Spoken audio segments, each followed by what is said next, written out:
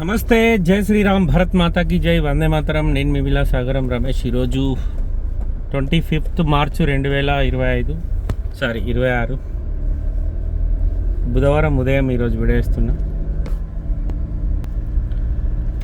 మనిషి జీవితకాలం మొత్తంలా అంటే మనకు చిన్న వయసులో అప్పుడున్న చిన్న చిన్న సంతోషాల కోసం చిన్న చిన్న మిస్టేక్స్ చేస్తూ ఉంటాం. కానీ ఎప్పుడైతే మనకు లోకజ్ఞానం వచ్చి యుక్త వయసుకు వస్తామో అప్పటి నుంచి జీవితకాలం మొత్తం పుట్టి నుంచి సచ్చేదాకా ఒక్కోళ్ళతోనన్నా నిజాయితీగా బతకాలి. ఒకే ఒక్క వ్యక్తి వాళ్ళన్న కానీ, తల్లి కానీ, తండ్రి కానీ, అన్నదమ్ములు కానీ, అన్నదమ్ముల వలన ఒకళ్ళు, భార్య కానీ, పిల్లలు కానీ, వీళ్ళ వాళ్ళకన్నా ఒకళ్ళకు సరే వాడు నాతోటైతే మిగతాలతో ఎట్లున్నాడో నాకు తెలియదు, కానీ నాతోటైతే నిజాయితీగా ఉన్నాడు, నాతోటి కష్టం వచ్చినా సుఖం వచ్చినా చెప్పుకున్నాడు, నా దగ్గర అబద్ధాలు ఆడలేదు, నన్ను సొంత ఒక జీవితంలో నాలో సగభాగం అనుకొని నాకు అన్ని విషయాలు చెప్పుకున్నాడు, నాకు ప్రాబ్లం వచ్చినా నా పక్కకు నిలబడ్డాడు, వానికి ప్రాబ్లం వచ్చినా నాకు చెప్పుకున్నాడు అనేటట్టు బతకాలి ఒక్కళ్ళతోటన్నా. అట్లా బతకకపోతే బతికే వేస్ట్. కొంతమంది ఉంటారు మంచిగా బతికే జీవితాలకు ఎక్కడికెళ్ళో ఎంటర్ అవుతారు. ఎంటర్ అయ్యి నేను ఇప్పుడున్న వ్యవస్థలో నన్ను మించిన లేడు, నాకు పొలిటికల్ బ్యాక్గ్రౌండ్ ఉంది, నాకు వాళ్ళు తెలుసు వీళ్ళు తెలుసు అని చెప్పి పాపం మిడిల్ క్లాస్ నుంచి కింది స్థాయి వాళ్ళకు లేనిపోని ఆశలు కల్పించి వాళ్ళ కుటుంబంలో ఒక మెంబర్ లెక్క ఎంటర్ అయ్యి వాళ్ళ కుటుంబాన్ని మొత్తం నాశనం చేసి పారేస్తారు. అది వాళ్ళకి ఎప్పుడు అర్థమవుతుంది అంటే వీళ్ళ నిజ స్వరూపం తెలిసినాక అర్థమవుతుంది. కానీ అప్పటికే జరగాల్సిన నష్టం మొత్తం జరిపిస్తుంది. ఇప్పుడు మింగలేక కాకలేక అటు ఉంచుకోలేరు, ఇటు వదిలేయలేరు అనే పరిస్థితి ఉంటుంది. అదే వాడు ఫలానా క్యాండిడేట్ ఇట్లా మీకు ఫ్యూచర్లో ఇబ్బంది అవుతుందని వాళ్ళకు సంబంధించిన వాళ్ళన్న శ్రేయభిలాషి, అమ్మ అది కరెక్ట్ కాదు బాబు, అంతటి జాగ్రత్త, ఎందుకంటే మీ ఇంట్లో ఆడపిల్లలు ఉన్నారు, రేపు ఫ్యూచర్లో మీరు ఇబ్బంది పడతారని చెప్తే వాళ్ళు చెప్పినవన్నీ దొంగ లెక్క చూస్తారు. ఈడేంది మాకు చెప్పేది అనే లెక్క ఉంటుంది అలా ముచ్చట. కానీ నిజ జీవితంలో చాలామంది కుటుంబాలలో ఇట్లాంటి ఒకడు సరే ఒక మనిషి జీవితంలోకి మనం ఎంటర్ అయినాం, వాళ్ళ టైం మంచిగా లేకున్నాం, మన టైం మంచిగా లేకు, వాళ్ళు మనల్ని నమ్మిరు.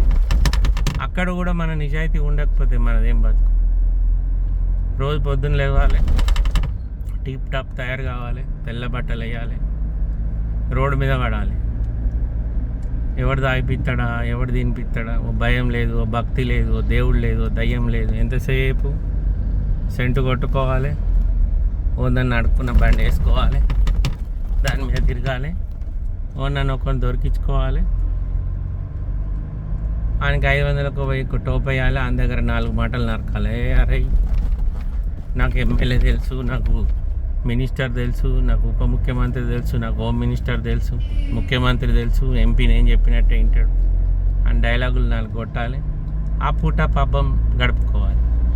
రోడ్ల మీద ఎక్కడన్నా ఇప్పుడున్న రోజులల్లో పోలీస్ చెకింగ్ జరుగుతుంది. ప్రతి స్టేషన్లో ఒక 4 కానిస్టేబుళ్ళు మనకు పేరు పెట్టి చెప్పగానే గుర్తుపట్టేటోళ్ళు ఉంటారు. అంత మాత్రాన ఏదన్నా ఎవరన్నా పిల్లలు ఎక్కడన్నా బైక్ త్రిబుల్ రైడ్ జరిగినప్పుడు ఏదైనా జరిగినప్పుడు దొరకగానే అరే మన అన్నకు ఫోన్ చేద్దామంటే అన్నకు ఫోన్ చేస్తే అన్న ఇడిపిస్తాడు. కానీ అక్కడ నిజంగా పెనాల్టీ కడితే 500తో అయిపోతుంది, కానీ అన్న ఇడిపిస్తే 5000 దాకా ఖర్చు పెట్టాలి. సరే ఇప్పుడు అన్నకు 5000 ఖర్చు పెట్టినాం, మరి అన్న ఎప్పుడన్నా వేరే విషయాలలో ఆపదలలో మనకు ఉపయోగపడ్డాడంటే వాని కడుపు నింపుకోవడానికి తప్ప కనీసం వాడు ఈ బయట ఇట్లా దుబారా చేసిన పైసలతోటి పెళ్ళానికో పోరాళ్ళకో కనీసం చాక్లెట్ బిస్కెట్ కూడా కొనుక్కోపోడు. అసంటి వాళ్ళకి ఇప్పుడున్న జనరేషన్లో బాగా మంది ఉన్నారు. నేను 2010 నుంచి ఒక వ్యక్తిని చూస్తున్నా. అప్పటి నుంచి ఇప్పటి వరకు వాని లోపల ఏం మార్పు రాలేదు. అప్పటి నుంచి గదే బతుకు, ఇప్పుడు కూడా గదే బతుకు. కానీ రుబాబ్కి ఏం తక్కువ ఉండదు. మాటలు ఇప్పుడు ఒక వ్యక్తిని మనం వాళ్ళన్న కొత్తగా ఒక వ్యక్తిని పరిచయం చేస్తే ఆ వ్యక్తికి అంటే 10 మందిలో ఒక వ్యక్తిని కొత్తని వెతుక్కొని అన్ని పరిచయం చేసి వానితోటి వీని బ్యాక్గ్రౌండ్ చెప్పుకుంటాడు. నేను నాకు వాళ్ళు తెలుసు వీళ్ళు తెలుసు, నేను ఏది చెప్తే అది మనం చెప్పిందే నడుతుంది అక్కడ. మనం ఎవరికి ఇవ్వమంటే వాళ్ళకి ఇస్తారు.